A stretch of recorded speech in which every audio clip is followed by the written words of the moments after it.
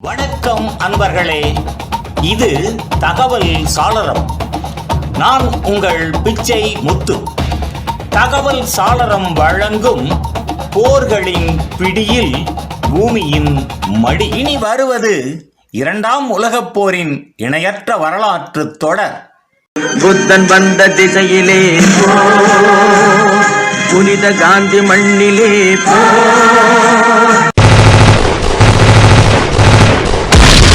Pacific தீவு போர்கள், கடலில் குருதி வெள்ளம்.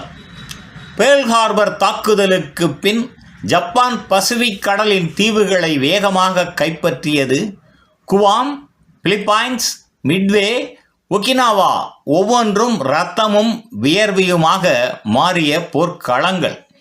அந்த நீலக்கடலில் அமெரிக்கா தனது பழிவாங்கும் பயணத்தை தொடங்கியது.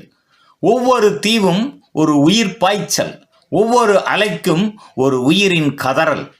முதலில் குவாம். 1944ஆம் ஆண்டு அமெரிக்க கடற்படைகள் தீவில் தரை இறங்கின. ஜப்பான் வீரர்கள் ஒவ்வொருவரும் மரணம் வரை போராடினர். அவர்களின் புசிட்டோ மரபு தோல்வி என்ற வார்த்தையையே அறியாதது. அமெரிக்கர்கள் அடிக்கடி ஆச்சரியப்பட்டனர். ஒரு தீவில் சில 100 வீரர்கள் கூட எப்படி ஆயிரக்கணக்கான நமது படைகளை தடுத்து நிறுத்துகிறார்கள் என்று. அடுத்து முக்கிய போர்க்களம் மிட்வே. 1942 ஜூன் மாதம் ஜப்பான் கடற்படை பசிபிக்கின் இதயத்தை தாக்க திட்டமிட்டது.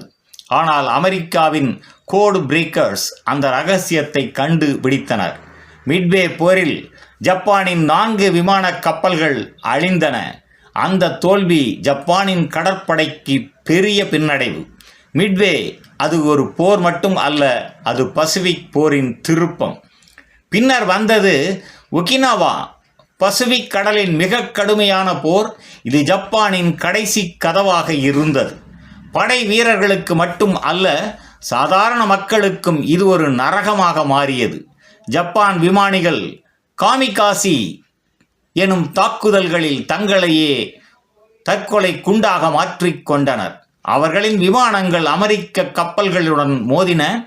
அது ஒரு மரண அலை போல.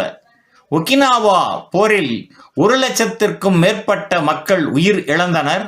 அமெரிக்கா வென்றாலும் அந்த வெற்றியின் விலை மனித உயிர்களின் கண்ணீராக இருந்தது. அந்த போரின் பின் அமெரிக்கா ஜப்பானின் வாசல் கதவுகளுக்கு நேராக வந்தடைந்தது. ஜப்பான் தற்போது தன் முடிவின் நிழலில் நின்றது. குவாம், மிட்வே, ஒகினாவா இவை 3ம் வெறும் தீவுகள் அல்ல, அவை மனித மன உறுதியின் சின்னங்கள்.